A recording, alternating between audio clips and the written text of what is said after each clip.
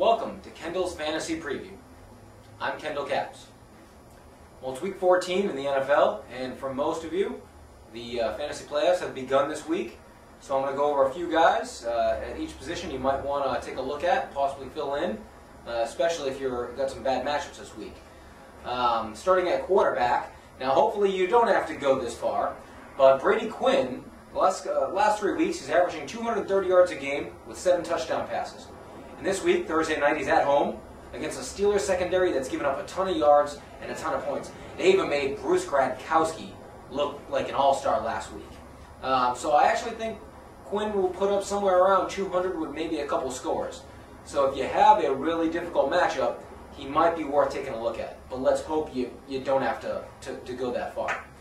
Now at tight end, Jermichael Finley, coming off a huge game Monday night against the Baltimore Ravens. He had 6 for 79 and 2 scores. Now that put him on all of your radars.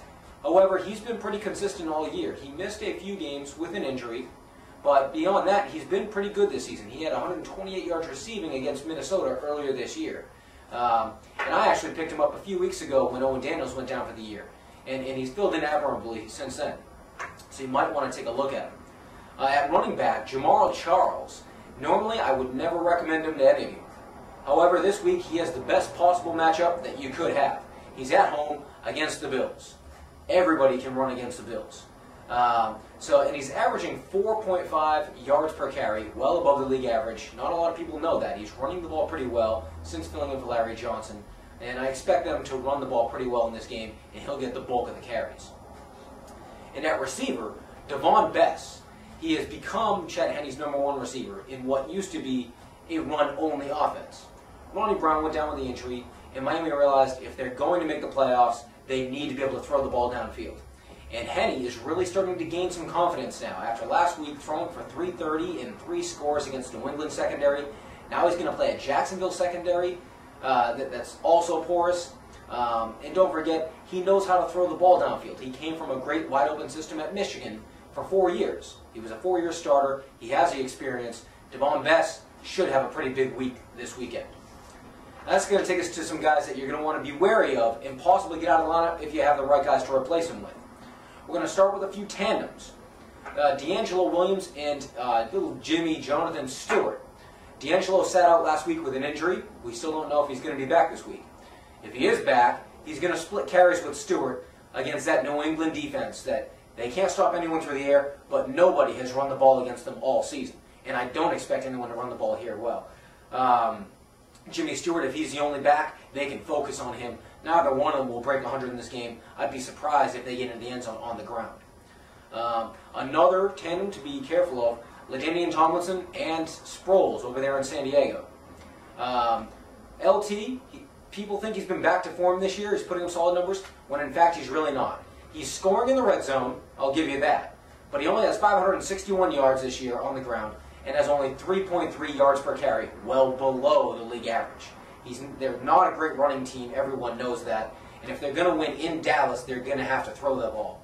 That Dallas run defense has been stout at home all year long. They've struggled a bit on the road, that's why their numbers are inflated, giving up a little over 100 per game on the ground. But at home, they've been really strong, and I expect them to completely shut down that San Diego running game. So if you have a viable option, if Jamaal Charles is available or is on your bench, he's a better start than either of these guys for this game. Now, a few guys that might catch some passes that you'll also want to be wary of, Zach Miller and Steve Preston. For Miller, he's had a pretty solid season. For the most part, he was the only weapon that Oakland had. And since Gradkowski took over, he's had some solid games. He's had 5 for 50, 4 for 60. But you can't expect much more out of that. Gradkowski's throwing the ball downfield a little bit better. And he only has 2 touchdowns over the last 16 games that he's played.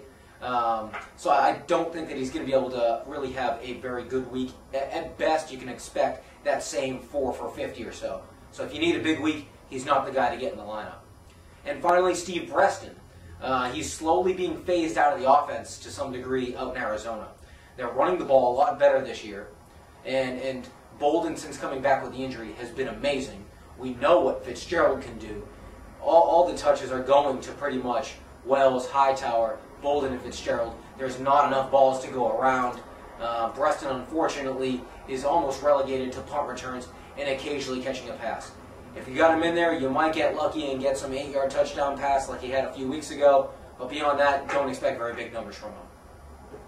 Well, that's going to do it for this week for Kendall's Fantasy Preview. And for all things sports, you can log on to AmericanSportsDaily.blogspot.com, and we'll see you next week.